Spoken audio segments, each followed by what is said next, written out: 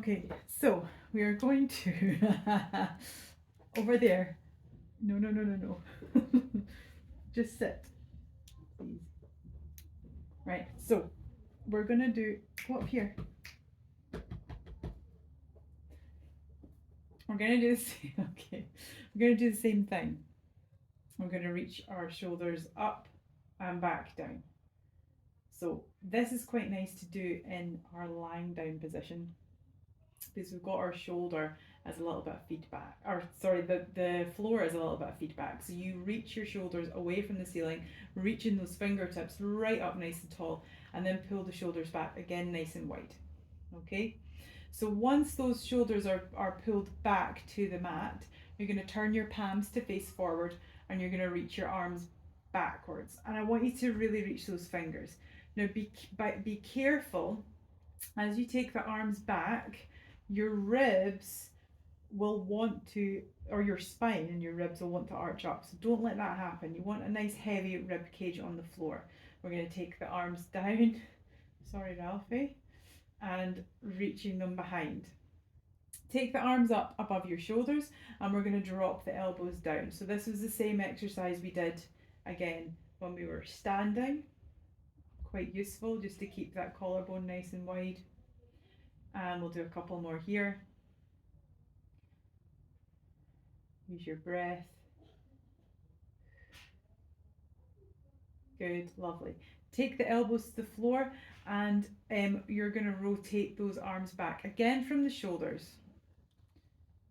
Fingers go towards the floor and then bring them back up and they then come in front of you. So they're rotating forward, reaching them up and back, and then you're going to reach them up and forward. Now keep them here. See how far you can rotate down from the shoulder. So we're not moving the elbows, they're in the same place as they started in. Taking yourself back and forward. Bring the arms back up and then take them down by your side.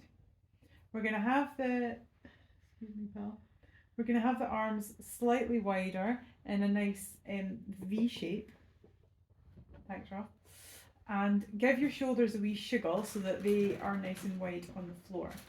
We're going to take the chin to the chest, look to your knees, and then we're going to take the head back. Chin to the chest, look to your knees, and turn the head back. Just allow the head to roll from one side, back to the centre, to the other.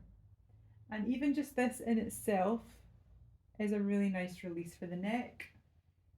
If any of you have a squashy ball at home, or even just use like a pillow or a beanbag or something, it's much nicer than just on the mat. So if you've got something you can put under here and just make your head super heavy as it rotates, that's a lovely little neck release.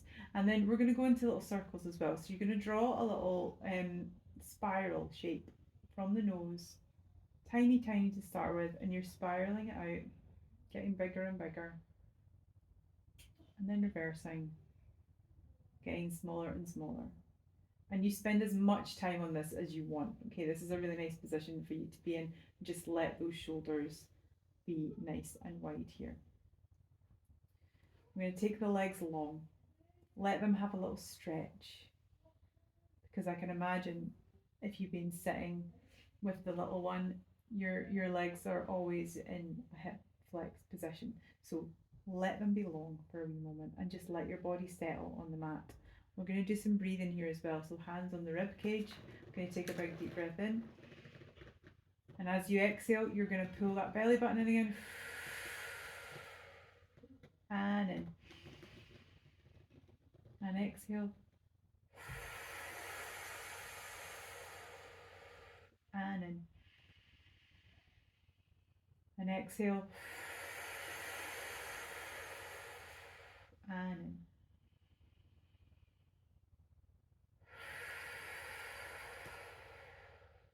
And in. And just enjoy being here on the floor. I'm going to take the feet back to hip distance apart. Arms are down. I'm going to start that little tucks and tilts of the tailbone here. Okay, so remember when we were standing and I was talking to you about the pelvis being like a bowl? It makes a lot more sense when you're lying down. So imagine that bowl is being placed with, the open bit at the top, which as it would be, and that is your pelvis. When you allow the lower back to find the floor, the bowl tips towards your nose. So if it's like a bowl of soup, the soup is tipping towards your nose, and then it comes back to neutral, and then it tips towards your toes, and the lower back reaches away from the mat a little bit further. It comes back to neutral, it tips towards your nose, the lower back goes into the floor, it comes back to neutral, tips towards your toes, and it comes back to the center. Now we're going to take it from side to side as well. So we're going to tip the bowl of soup to one side and then to the other. So with this, you're getting a little rotation through the lower spine here, which is nice. Again, your upper body stays really, really heavy and you're just working from that lower section. And you use your abdominals for this. It might be quite small and subtle, but use them to maintain that nice movement.